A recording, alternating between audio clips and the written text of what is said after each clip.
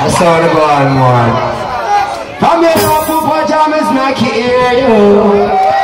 Yeah. Now that was a misconception, even a proper intention. This one is no illusion. Let's go, Papa Jammy. Well, let me hear you say, ooh, what a la la, what a tra la la la. Papa Jammies in the area. If you know about rubber dub, reggae, dancehall, sound system, then you must know a thing or two about the king of kings, of dancehall king.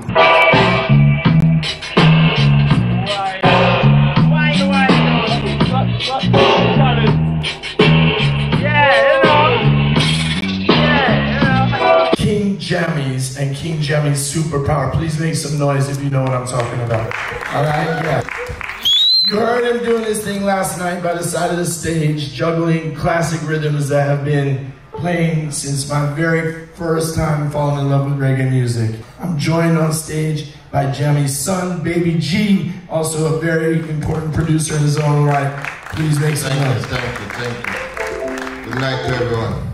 So we're going to be giving Jammy his flowers tonight because honestly, you know, we have learned that we don't want to wait too long to do these things and acknowledge the living legends in our midst, right? So we'll make sure we can celebrate together the right way. So, Baby G, would you please just give us a sense, because you grew up amidst greatness in King Jammy's yard. I mean, as a youth, you were surrounded by living legends every day. Like so many stars, but I was much younger, so I didn't realize that all these people that I'm seeing, they had a major role in the culture.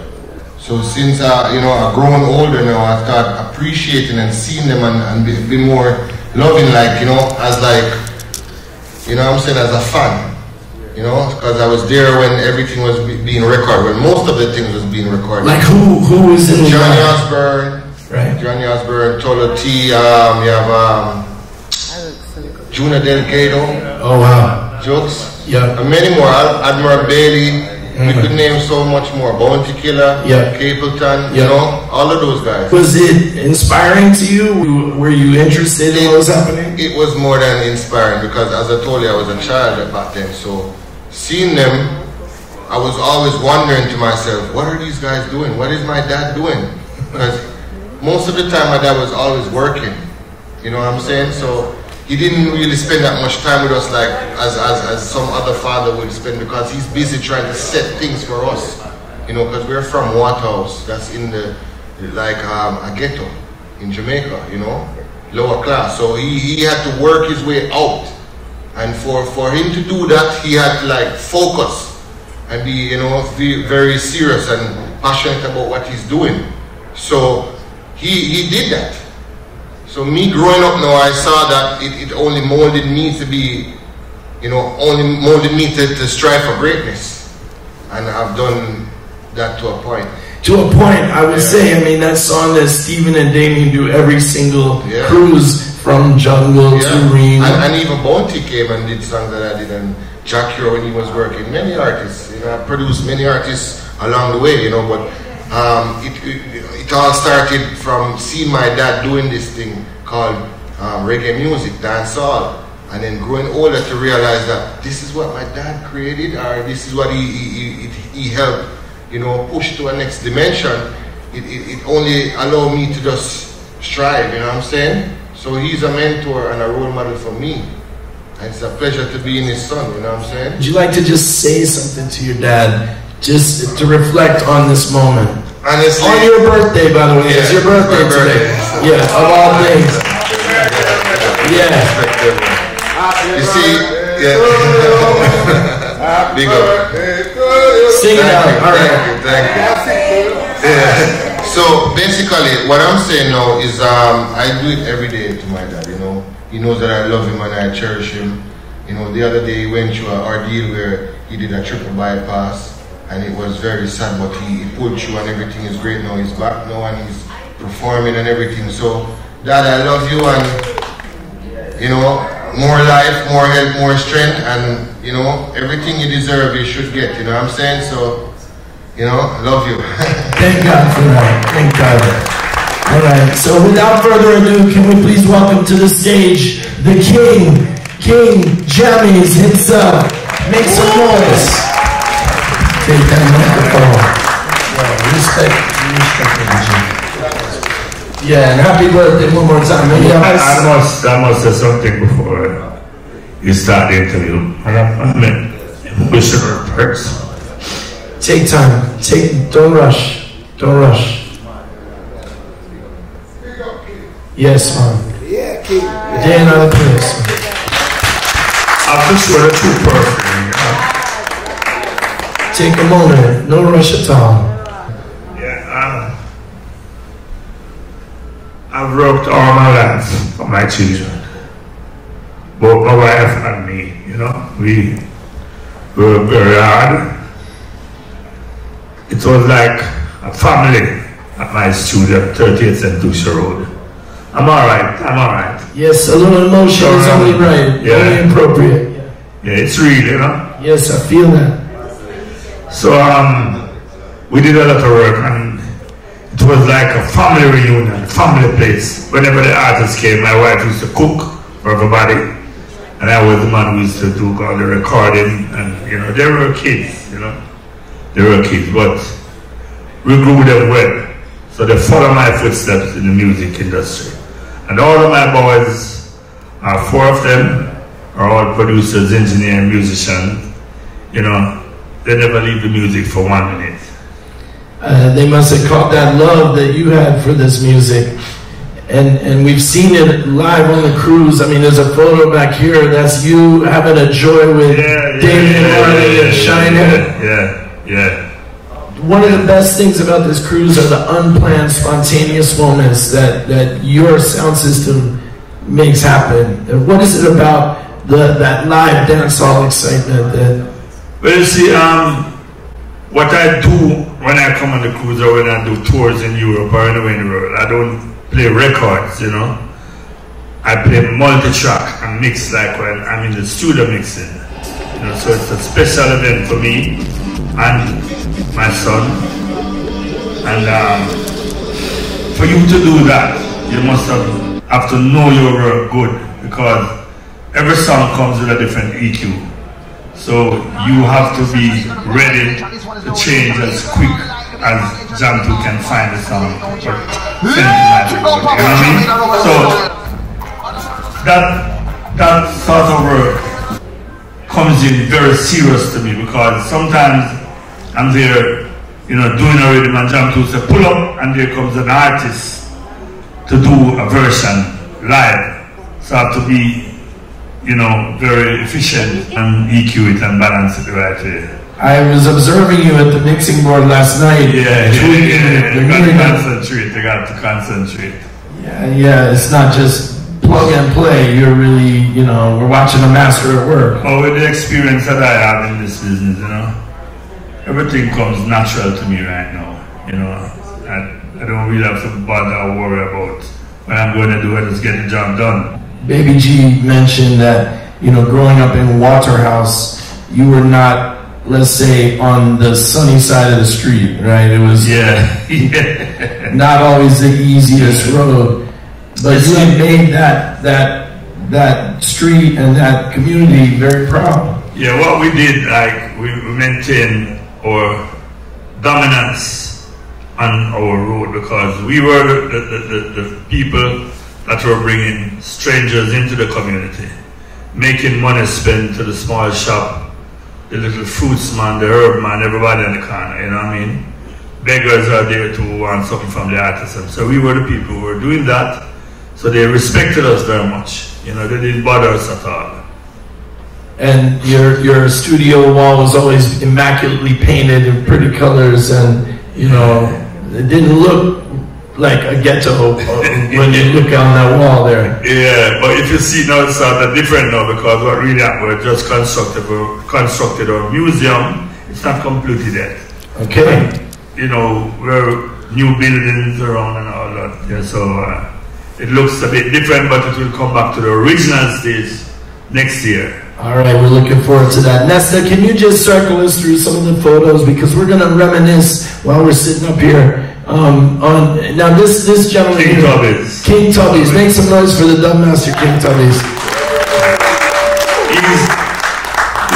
He's basically my teacher. You know, he taught me how to do electronics. You know, I learned engineer at his studio, and I must big up my virgin Striker Lee, who's not around anymore, Buddy Lee. Rest in peace. He was the producer who brought me, who taught me the business. You know, he always encouraged me. When I was first recording Blackpool in 1977.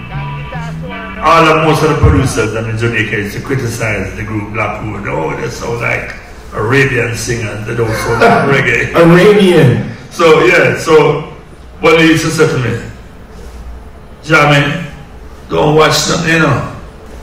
I'm jealous to you. And then they went from you to Island Records. Yes, big hit, Grammy star. And became the first reggae act to ever be nominated for a Grammy, correct? Right. I always like to discover new things. I'm an adventurous person. You know, I love to bust out new artists. That's right. Even now, if you come to Jammy's studio, this artist has a lineage. You know, she's my artist, and you know, I'm recording. I was the first person recorder, and you know, she's doing her album now.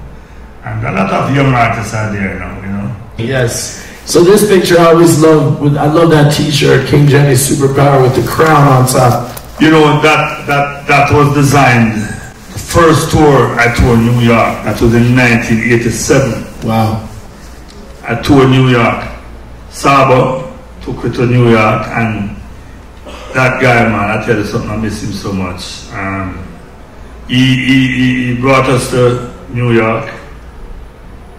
We brought our amplifiers, because we wanted to hear the true power. We couldn't take the boxes, they were too big, you know. So we hired some boxes. So you're playing the sound system that would be in Waterhouse. Yes. But you had to fly to the New York. super power amplifiers. We were playing at that time, we were playing about 30,000 bass, 30,000 watts. 30,000 watts of bass. Yes. That's the number that you're trying to achieve, any sound boys out there taking notes. Those amplifiers were built in England.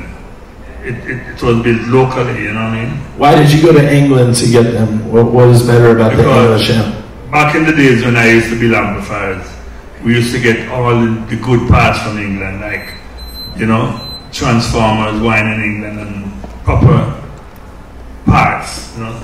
So I went to England and I built those amplifiers.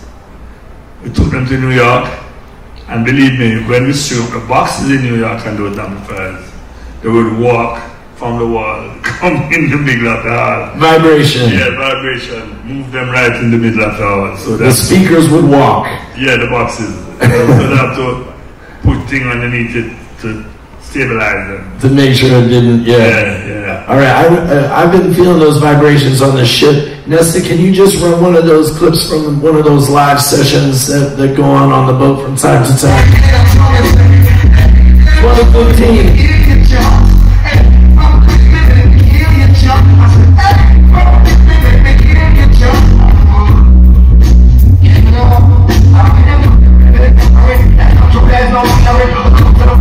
Watch the mix.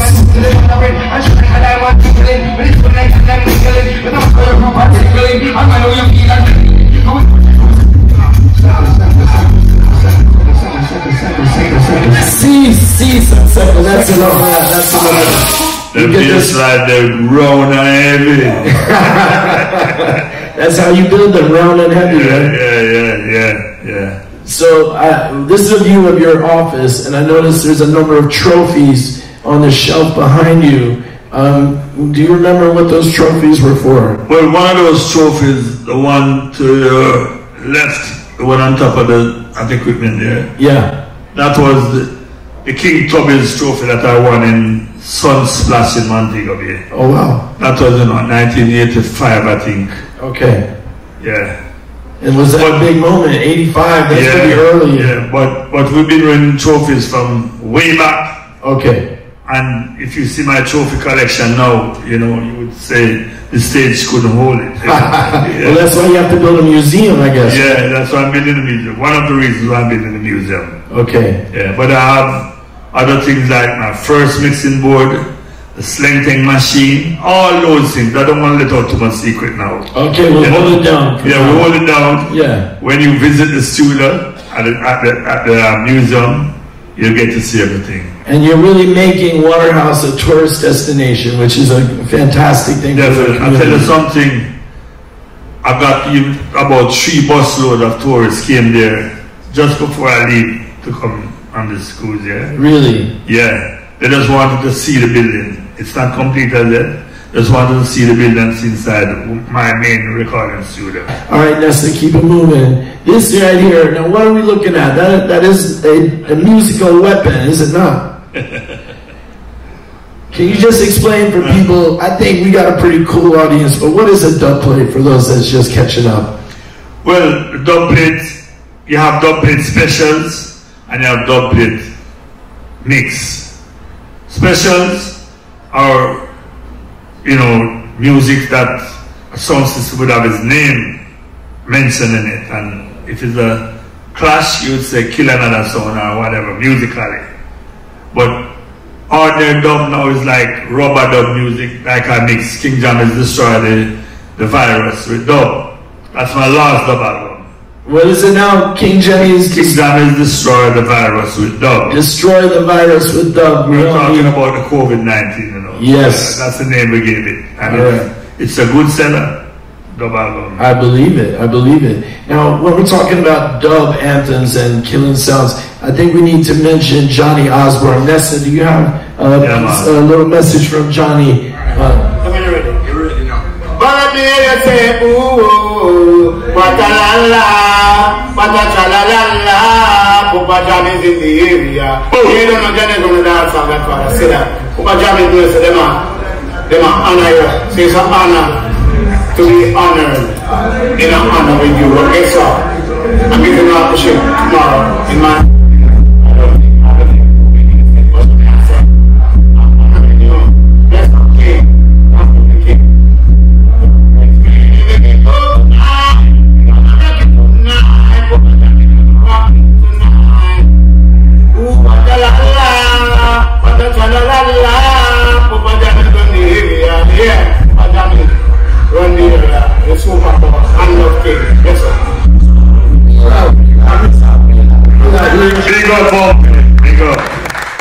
Now, I just want to clarify, when Johnny say, ooh, what a la la, what is a la la? Because I know about what's a la la. La la is a Johnnification. It's like, ooh, what a la la. We're happy because King Jammy's in the air. Okay. And that, he claimed to me that is your anthem. Yeah, that is my anthem. Okay. Yeah. So anytime the sound string up. Yeah, we play that, you know. Okay, 110%. We identify that right here. Yes, yes. What's a la la indeed? This right here is a la la, if you don't know. Yeah. We're holding a joy. So this photograph, we're going to take a trip back in time when the afro was very bushy, and, you know, the mixing board that you were mentioning is in full effect. Now, this photograph was taken by a young lady from Canada by the name of Beth Lesser. Beth Lesser, you may remember. Took a lot of historic photos, and I'd like to say at this juncture that a limited edition, this image and 9 more are currently available for purchase. All of the money will benefit the Alpha Boys School. I don't know if you can tell people what Alpha Boys School means. Well, Alpha Boys School is a school for underprivileged children, you know. Like, enough of these artists that you see right now, and enough of the musicians back in the day, Dan Drummond, Tom McCook, Roland Alfonso, Chad Cherry, Yellowman, Levi Smart. Most of them used to be at Alpha School, you know, because that's where they could get the help. So, you know, it was like a half-an-edge, like, you know what I mean? So when I reached out to Beth Lesser and I told her that we were going to be honoring you on the cruise this year, we came up with the idea of just offering some images, and she didn't want any money for herself. She really wanted to know that the money would benefit the youths of Jamaica. So I just really appreciate what she did in blessing us with these images, because I like to see what you look like when you're making these tunes. I mean, it's amazing. So when did you get that mixing board? What are we looking at? Is this like a brand new toy that you have right here? Well, that mixing board was bought in England. Okay. It's a dubmaster mixing board. You know, it was bought in Luton. And from then, all of my studios, all of the boards that I changed from I got that sound was dubmaster. I changed it to 16 track to 24 tracks. So right now, I have those boards to put in the museum. Okay, well, shout out to the UK crew in the building and anyone from Luton. Big up, John. Yeah, right in the back. Manager. Yeah. Yeah, big up. Yes, yes, indeed. Rushma B and the family. So this is the pretty wall we were speaking of. Okay. So who do you recognize the gentleman in the picture there? Naya from Fire and Soji at the door there, you know. Soji the engineer? No, that's not the engineer. That's one of the guys who used to work on the sound system. Okay, okay, got it. That building there was there for the workers who work on the sound. I see. You know, whenever they come in late at night and they couldn't go home, they stay there and they cook and eat and everything like that. Got it. Then it became a hairdressing parlor for my wife. Oh, hairdressing parlor. That was a famous hairdressing parlor. So she had the right style for the dance. Yes, the studio was over the other side. It was 2 big yards. Okay. The studio was on the other side. Yeah, right where the zinc is there. Okay, and now we're still in the yard here. Yeah, Toops. That's Tata. Mappy. That little youth there, he died. The one in the middle there with me and Toops, he died. He fell off the truck. Oh. We were going to country and he fell asleep on the box and fell off the truck and died. Oh my God. These are the stories that never get told when we talk about sound system culture. It's not an easy thing to move all that equipment through the... Yeah, true. Wow. That's amazing. And so that is an example of the amplifiers that you would play. Yes, those are the amplifiers that I used to play. Okay, wow. And the preamp, see the truck? So this is the same truck that you would use to transport? Yeah, that was my own truck. I own that truck, you know. Wow. From ever since I always owned the transport to carry my sound, you know. Amazing. And what I love most about this photo are the 5 young lads standing on the side posing for the camera. And I just wonder what inspiration that they were getting seeing you doing all these big things. Well, I'll tell you the truth, you know. The sound was like their own. Because I don't have to be there to tell them what to do. They know when the dates, you know, are scheduled for. And they just line up the driver and everybody just coordinate and do the work. Why did they do that work? Why would they, you know, do hard work without, you know, you telling them? Well, it's just the love of the music and the sound and everything because it's like their things, you know what I mean?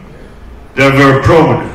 It's their own. Yeah, yeah. And I tried, the people that work with me through the years, I try to make them believe that part of the thing is their own, you know? Because I just like to share things, you know? I don't like to just be selfish.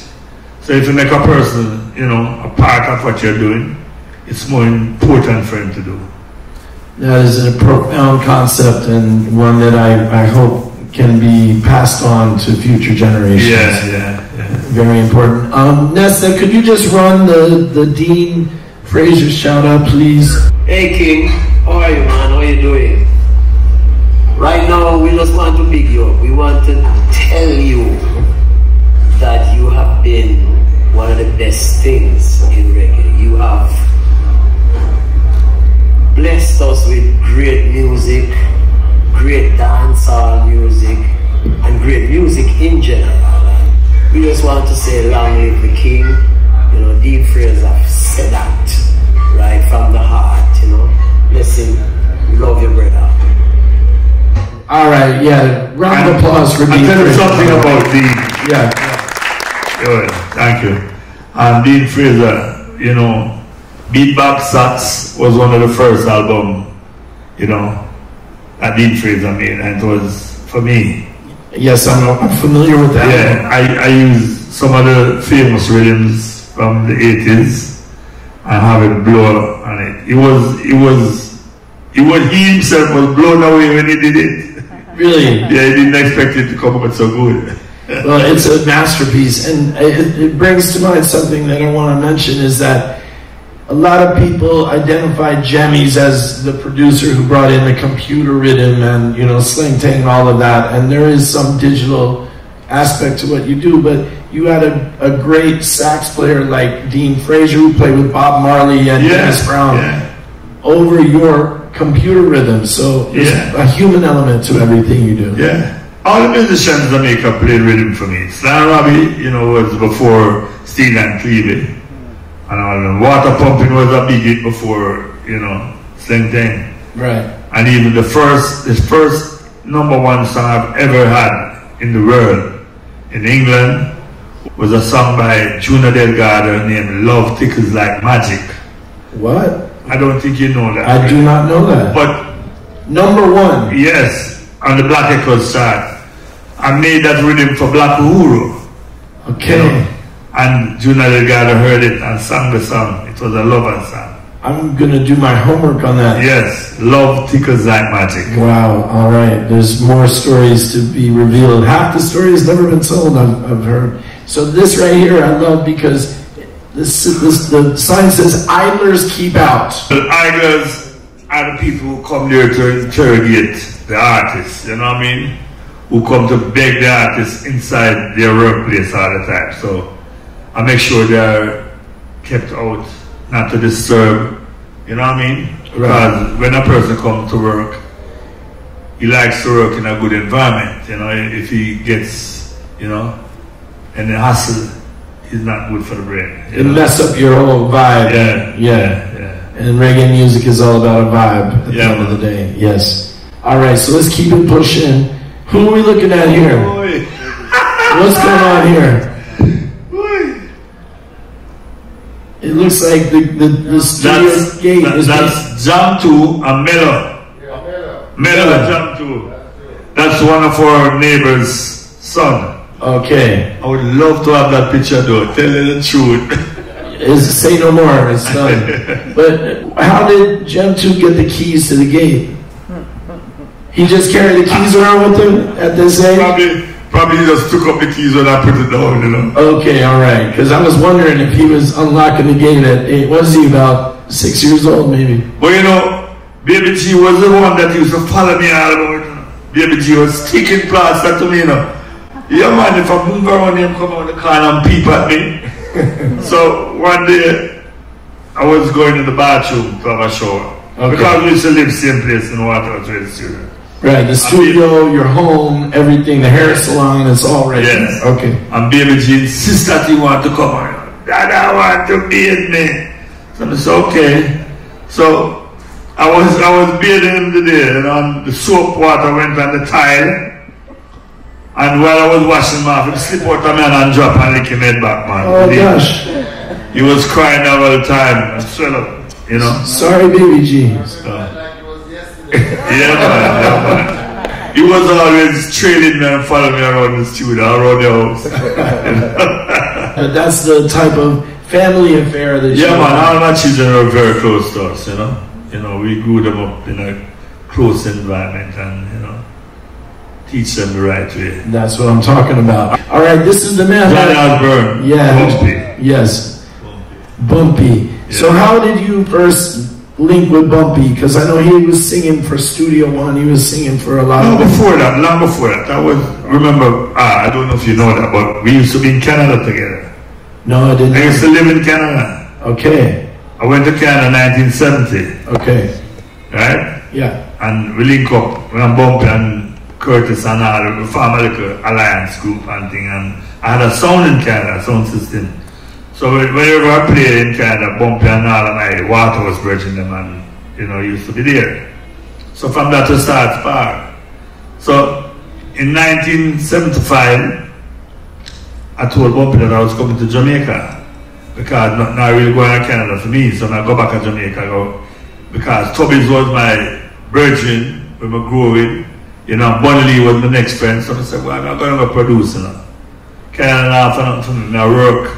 I do electronics, I fix TV and I drive up and down in the winter and cold, you know. So when I went back to Jamaica now, shortly after, Bumpy, you know, called me and said, why King, I come to Canada, I come to Jamaica, come join in, because that time I start produce. Okay. So I hear some things coming from me now, so I encourage him to come back down.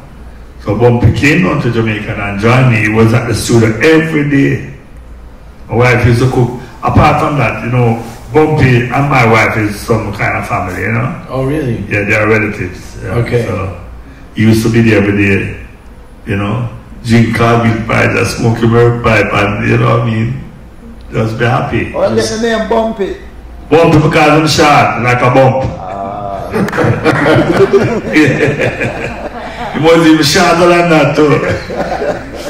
Alright, right here we have Nitty Gritty, I believe. Yeah, Nitty Gritty, Yama Bowler at the door there. And John. I don't know what that to the back turn to me. No. John, that standing outside with his hand out there. Yeah. Yummy Bolo looks like he should be in school. He's like in the studio as a young. Yeah, he was a young youth in the studio, yeah. What did you see in him as an artist at that age? Well, you know, Yummy Bolo is so quiet and humble, you know what I mean? And when he sings, his voice, he and White Mice, that singer has the same range of voice.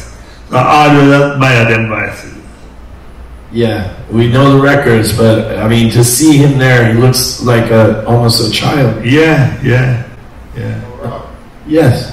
That's my older brother, Yeah, John is looking in the door there. Yeah. Right at the door with you. The big producer now. Yeah. Amazing. And Nitty Gritty's bike needs a word of appreciation. Is that his bike? He rode in on that. Nitty Gritty bike, man, under 50. Wow. What was Nitty Gritty like, the late great? Well, Nitty Gritty, you know, I tell you something, you know, him about unusual style. His voice was so unique. You know, when he came to me, I said, boy, nobody know our voice, you know, I don't want to bust me, you know. I said, let me hear you. And do a demo for me. I said, yeah, well, me have to bust you. And that really happened, you know. What was the first bus for him? Run on the world.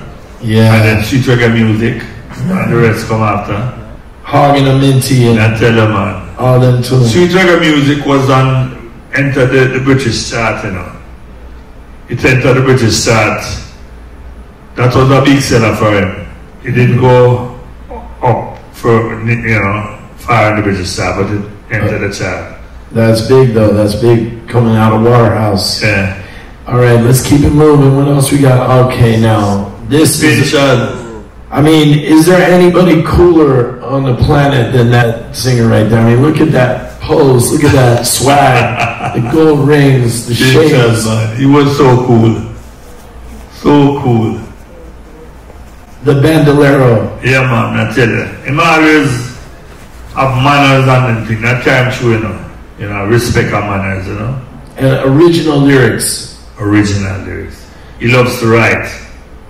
So, Nesta, I think we have a piece of pictures on the cruise that you may have lined up. Let's just take a little trip back to one of these Jammy sessions on the Jamrock Cruise.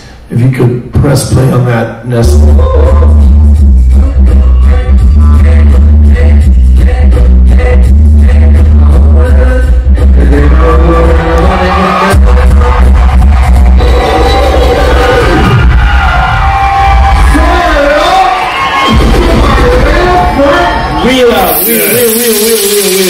That was Jammy's superpower. That was my sound system now. Okay. You know, that was the live mix we were doing. That was the sound system. Shema. Okay. Shema was on the board there playing. Okay, so what's the difference? The sound system is Jammy's superpower. Okay. But the live mixing is just me and Jam too. I see, okay. But they wanted the sound system. Okay, I got it. You know, to give that sound vibes. Yes. And that particular session went on all night. Wicked all night. Johnny Osbourne, Pinchers, Bonnie General, all of the artists. Admiral, and then Kabaka, I think, got a piece. Yeah, and you know, got a piece too. Sham came in and gave peace. Shine was there too. Yes, what a vibes. But that's the thing, when those classic rhythms play, it's like Shabba Ranks has a song, Ting-a-ling-a-ling, he says, DJ ears cock up. Yeah. Boom rhythm. That's what happened when we did the sling thing. Right. Bye.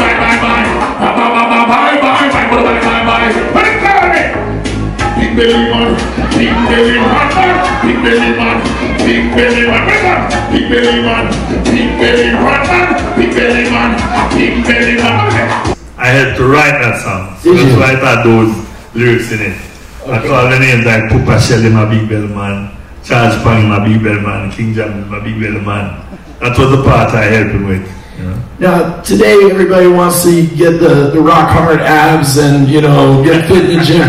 Why is it good to be a big belly man? Well, I'm asking for a friend, not you know. I didn't really mind big belly in those years because it didn't bother me. But I know as I get on in age, it's not healthy for you. Okay. But that was just a slang, just to get the people action, you know what I mean? It means you're a money man, right? Yeah. You're doing all right. That's what I mean, you're doing all right. So you're eating you're good. comfortable, so you better get big. Yes. So nothing wrong with that. But yes, in these times we counsel good nutrition and health. And In these days they can't afford to have too much big belly. All right. So let's, now here's Admiral again. Joseph Wade. The great Colonel. Yes. Colonel Josie. The Colonel, and it looks like some cuttings there on the side. What is that? Bamboo. Those are bamboo. We got the bamboo to build the gate. Oh. We had a gate made out of bamboo with the Jammy's sign on it. Okay, got it. But Josie Wales is kind of a legendary figure in dancehall and also in Jamaican street culture as well, isn't he? Yeah, man. Josie was great DJ. No question about it. And it's nice to see the unity, as you mentioned. Yeah. Well, the both of them came from the same area. Oh, I didn't know. Cockburn Pen. Okay. Shabato came from there too. Okay. Cockburn Pen. Wow. So that's something in the water. Cat came from there too. Yep. Yeah. Amazing. Wow. All right. Here we are in the studio. Read Half Pint. Squinching. So this is really where these records were voiced. Like some of these, is this a dub session or are you making records here? This is a dub session. This is a dub studio. Okay, got it. So, were you making dubs in the house before you made records? Was it a dub studio first? Is that how it went? Yes, I was cutting dubs first. Okay. Yeah, and then we just start, doing recording. And, these two artists in particular, Junior Reid and... They were from Waterhouse. They're both from the neighborhood. Yeah, from the neighborhood. And how did you recognize their talent? Well, because Junior Reid was a little youth now where we used to live on the same street. He used to live down further than me. So every day he used to pass there and I hear him singing, So it just attracted me because I love his voice, and he used to inspire the U-Mondel. Oh yeah, the great. So U-Mondel now was a singer that I like to listen to. Mm-hmm. So eventually I got to record U-Mondel through Junior Reid. Oh really? Okay. Yeah, because he brought him to me. Wow. And then what about Half Pint? Half Pint was living just up the road. So we just, went to Channel 1 and build the rhythm, voice of King Tubby's, and then, mix. And songs like what? That Half Pint did? It's a landlord and stuff. And then the list goes on, all the great hits. Do you ever stop to reflect on the whole journey, all the artists, all the lives that you have touched, both the artists and the listeners to those artists? I always reflect, but I tell you something, because I'm such a hard-working producer, I always try to keep on moving ahead, keep on building the catalog and making good music, because I'm a very competitive person, If today I sit and I hear like when even Riley was around, Jonjo was around, and I hear them making big music and Riley making big music and other producers, I'm inclined to make bigger music. And so the competition is nice for me. Round of applause for the bigger music. Yeah. All right, so is there, I think you have another piece of video, if I'm not mistaken. Kaboom! Salute! Hey yo, it's Bounty Killer. AKA, also known. But it's not about me today. It's about one person. One exceptional, extraordinary individual. And that's Mr. Lloyd King James. If you know about Rubber Dub reggae, dancehall, sound system, then you must know a thing or two about the king of kings, of dancehall kings. So it's an appreciation video. We just want to say that we appreciate all that the king has brought to the music industry for like about 60 years, because I've been listening to King Jammy since I was a boy over Colorado Bay. Yeah, King Jammy super power bassline come across the gully back. So if you know about Jamaican music development and where it's coming from, then you have to show much appreciation to Mr. Lloyd James. So I just want to say I appreciate all he has done for me, sir, and the music industry in general, and all my fellow artists. We love you, and it's a blessing to still have you here, actively in the music game, doing what you do, what you love. I just want to say, it was a miracle the day that I stepped up to King Jammy's studio and captured that gate. Yeah. So that was the day when the journey of music began for me. And I went to the university, and I don't want to tell you, I came out with honors. And there ain't no university like the King Jammy's University, you know? So we just want to say, everybody in Jamaica should really appreciate what King has done. Take it from the reggae to rubber, dancehall, and that's all. So today, it's all about celebrating and showing love and appreciation to the great light King Jammy James. We love you, sir. Rock the boat. Don't stop. Yeah. Yeah, well, I'll tell you something, you know. The Killer, from the first day I heard Killer's voice, even about 2 weeks ago, my son John mentioned it to me in the studio. He said, King, you remember when he told me that Bounty is going to be one of the biggest DJ in the world? Yeah, I said, yeah, I remember, because I knew he was going to be one of the biggest DJ in the world, because his energy, his voice, and up to today, Bounty is in the business so long, and he's still standing strong. You know, he's one of my sons then too. That's a big, big cosign, and they call him now the King of Kingston, so I guess the King thing, you know, rubbed off a little bit. Not a mercy.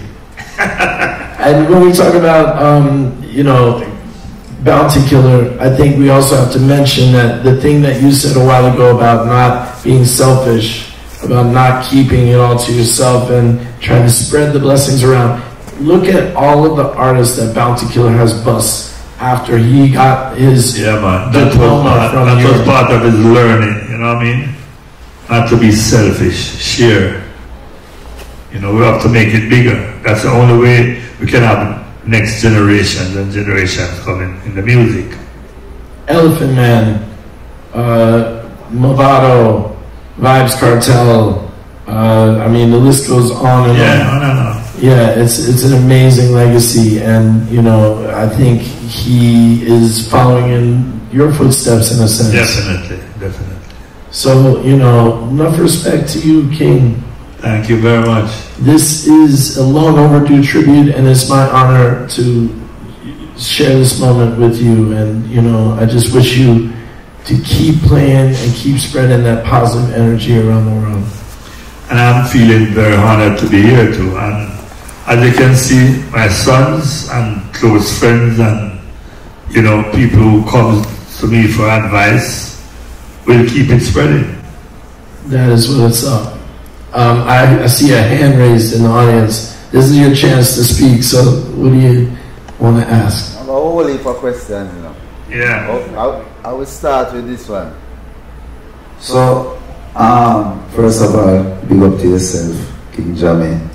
You know, I learned a whole heap from you. The few studio sessions I've had with you, it's been an honor. Yes, boss. Obviously, the vibes on the cruise. I wanted to know, when I saw the clips of the sound system, the pictures then, was testing out the mixes of the song them and the sound system a part of the process? Definitely, because you know what happened? The radio station never want to play my tune in them days there. See. So that is one of the main things. I'm focus on the sound system. Because even slang thing, when I be slang thing, you know, I was playing at a LAN in Waterhouse the Saturday night, and I make sure cut dub with the tune of my plan slang thing and send out the dance. I never got the dance now, but the feedback from me get from my DJ them and selected them. Well, I was to just start put out the slang thing immediately. And then now I play a sound clash with Jack Scarpio, Walton Park Road, Eagles Nest Land. And Scarpio draw some tune, you know. And I tell you, some soldier used to follow my sound, soldier and police, and them coming at the dance. And I tell you, if someone put on the same thing, Tabaka, yeah. Scarpio lock off. One shot the soldier that bust tonight. I tell you, legal shot, legal shot. Legal shot, legal. It could play back for the night, man. Yeah, man, a serious thing, man. So, next thing now.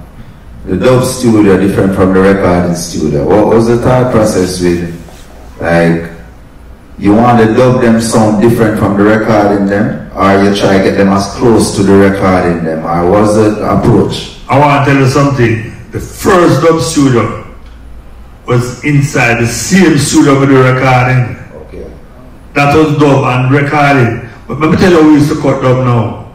It's not a thing so we used to use them 2-track, mix sound track. We cut them from the same multi-track, straight direct to the plate. Okay. And the man sing same time. And we mix live.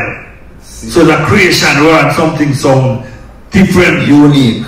Nobody can play your dub stage. Yes. That's how we used to do it. And the vocals is one take. Don't mess up, no redo, no... On the dub. Yes, one take. I saw dub thing going. Next thing now, I know there's probably other questions. The last one, I will keep it to 3. Did you used to travel like to England to promote the music, or you did have like people over there where we push them, like how the song then did end up on the chart in England and them kind of thing? Well, I tell you something, the first time I went to England was 1979 when I recorded the Black Hole album in 1977.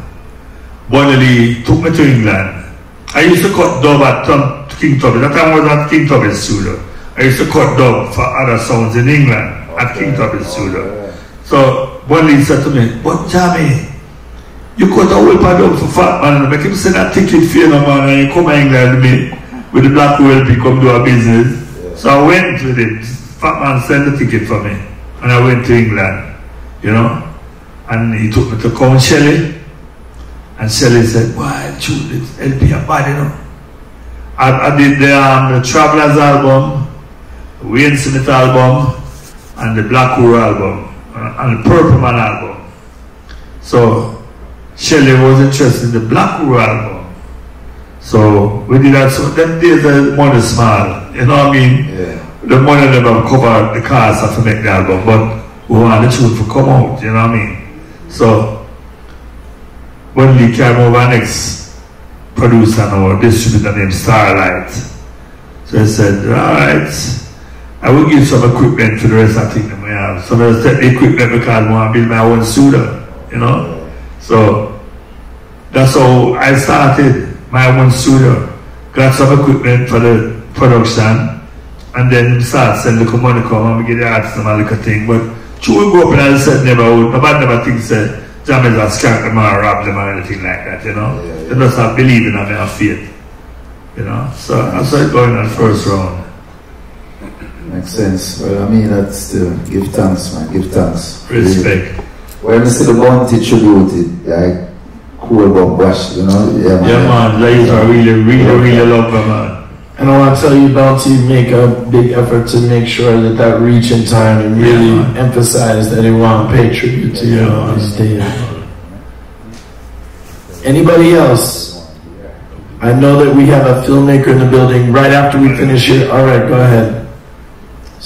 Please take the mic. Hello. Hello. Well, first of all, big up King Jammy. Thank you. We're from Colombia, Latin America. I don't know if you're related, but dancehall industry in Latin America, it's powerful also. And yeah, listen to you, it's like the message is still alive about the dancehall lessons, right? I want to know about what you think about the future of the dancehall music. Because now in Latin America, specific in Colombia, reggaeton music, it's like super trending right now. So it's hard to dancehall artists, local artists in Colombia who make dancehall come up, you know? So I want to ask you, what do you think about the future of the dancehall around the world, and how will be the message that artists can't forget when they make dancehall? Okay, dancehall music is still alive, you know, but let me tell you now, Colombia, this reggaeton music came from dancehall, right? But Colombia now and those countries always late to appreciate the dancehall that is coming out in Jamaica.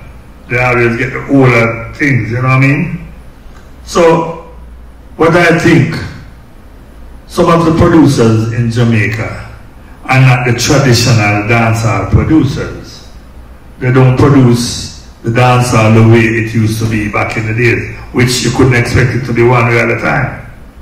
So, they have to learn their skills a little more better to listen to the people, what they're really listening to or buying or want to hear, and produce it specifically to feed the market. Like Colombian, listen to reggaeton, they said, okay, reggaeton is from dancehall, so change up the style a little that you can get a market in Colombia. Still dancehall, you know. You're not going to water it down, but you have to know the tricks in trade. But I think the dancehall is still alive. Yeah, me too. Thanks. If the king says so, then it has to be right. Yeah, it's just that some of the producers them nowadays, you know, are becoming producers. So they're not doing the thing the right and proper way. They just run into it and just run out back. You know, you have to know the thing, you know. Well, you used to have rehearsal before you could even get to the dub studio, before you could get to the recording studio. I've heard the story that Bounty Killer had a dub called Dub for Dub, right? Yeah. And that busts him to get a chance to make a record. It's like you have to go step by step and learn. Yeah, and in other days, the DJ them used to go to the song and make people hear them, and you know, they can tell from the response from the crowd in the dance hall to know if they love the song or not. So we can know and say, okay, this song ready to go on the road. But that's the difference, because you have a whole culture. It's a yard, it's a family, it's a sound system, it's a studio, and it becomes like a nucleus, like a creative hub for... But nowadays there are so many sounds in Jamaica that, you know, play the ordinary man music. You know what I mean? Store Love. There are a lot of sessions right through the week that play young artists' music. You know, young artists can go and perform for you to know the talent and to get, you know, good at what they do. So you say you rate Soul Love, just to be clear. You give them the props. The king gives them the props, yes? Well, yeah. All right. Yeah. Just want to be clear. Yeah. All right, cool. Yeah. Any other questions in the room? Front row. Can the mic reach over there? Yeah. Yes, King, greetings. As you know, 1981 was when we first met, and we traveled all over England, all over the country. And I just want to really say I appreciate you, I respect you, and I remember the first time I even had the opportunity to write with you. You came to a studio called Triple X Studio over in Osbourne. You brought Dennis Brown in. Yes. And we wrote the tune called It's Magic. Yes, man. Remember that. Remember that clearly. You had Striker Lee came to the studio, and me and Ribs and them guys. Well, Jack Rubin is from England, right? He's my manager that I told you. We saw him on the mic last night, yeah. From he was a little youth, you know. Okay. You know, man, he's a flexible, you know. Wow. He was there in some of the Dennis Brown It's Magic album. Yes. was being recorded in England. Okay. That's the first album I did with Dennis Brown. Wow. I didn't know how I did that album, you know. I didn't build the rhythms for them and carry them to England, you know. I went to England and I was doing some labels at a print trade. And Dennis saw me, drove and said, "Wow, Key." I said, "Well, you don't bring one for me." I know he was talking rhythms. I said, "You know, I have some versions here, you know." He said, "Yeah, man, I could go to the studio, man." So I went to the studio and I did those songs on that first album. I did all of them on some rhythms, mixed some rhythm drop out. So when I came back to Jamaica now, I just built over rhythm on the voice. Them time I didn't have the digital thing in it, right? Analog. So you build it right from scratch. Yeah, we build back the rhythm right from scratch. Different rhythm, right, to match back the voice. Amazing. You know, because that was Dennis Brown. The first thing with Dennis Brown, I want to have it done good. So we just build back the rhythm them, and you know, that was the album. Much appreciated. It was a privilege. Yes. If only I could have, if people could have been a fly on the wall to actually witness that session. Because Dennis Brown was actually sitting on the floor in the studio like he was sleeping. And I was like, how is this brother got a voice? And he's sleeping. And King said, "Yo, we're ready." And he just jump up and voice one time. Yeah. Yeah, so much appreciated. Yeah, man. Thank you very much. Yeah, thanks for that memory. Wow. Unbelievable. Round of applause. Yes. Kabaka has another question. Yes, Kabaka. He is the brightest pupil in the classroom today. Study, man, I take notes. So, would you say Dennis Brown was the most talented artist you worked with, or who you would say, if that's something you would even declare? Well, I tell you something, you know. I work with a lot of talented artists, but you see, Dennis Brown, what struck with Dennis Brown is the love that man have. You know what I mean? That man have real love people. And I tell you something, I always, when Dennis Brown was sick, right, I was in England, and he tried to get me on the phone many times, and I didn't get the call. And I got the message that he died. And believe you me, man, it worried me so much that I didn't get to speak to him. He wanted to say something to me, you know, but I never get to speak to him before he died. But, you know, but he was a blessed man still, you know. Thanks. And, I mean, when you speak about the crown prince of reggae, yeah, I've even heard it said that was Bob Marley's favorite singer, Dennis Brown. Yeah, yeah. The first time you heard him sing, did you know how extraordinary an artist he was? Yeah, you know when I knew he was extraordinary, when I was living in Canada, a guy brought him up there, Paul Buchanan brought him to the show, and you know the promoter wasn't treating him right, and I had a friend in Canada, like my brother Pablo.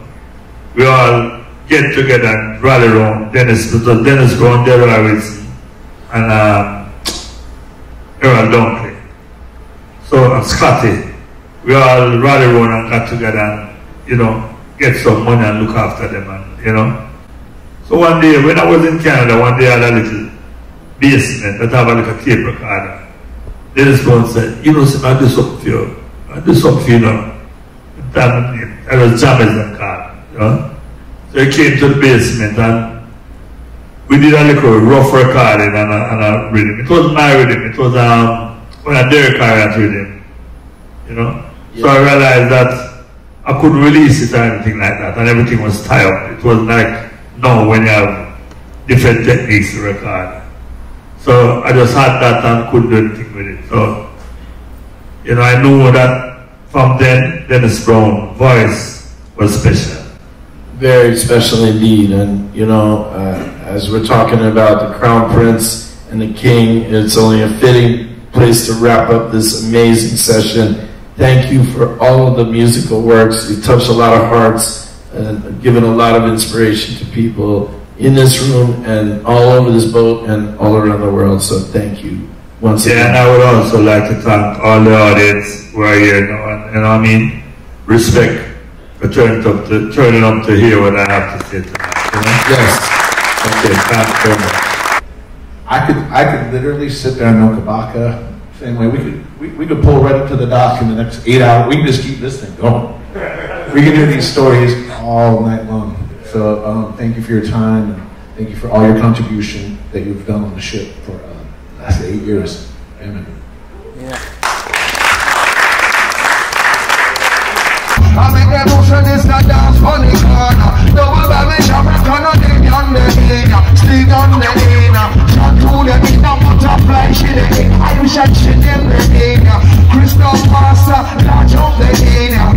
From Weaver, right back to Gina. In a song I say, hey there young, make me hear your chant. Hey Papa Jimmy, make me hear your chant. I said, hey Papa Jimmy, make me hear your chant. Yeah, me know. Alright then, fuck them ready for the conquering. And up through there's no wondering. All the bucks on the west side wondering. All the use can move to the thundering. And shit like a diamond twinkling. When it's when they got them mingling. But I'm show your group and singling. And I know you feel and tingling. Come with the much I go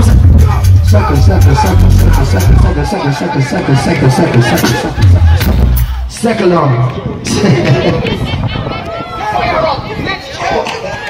I saw the bad one.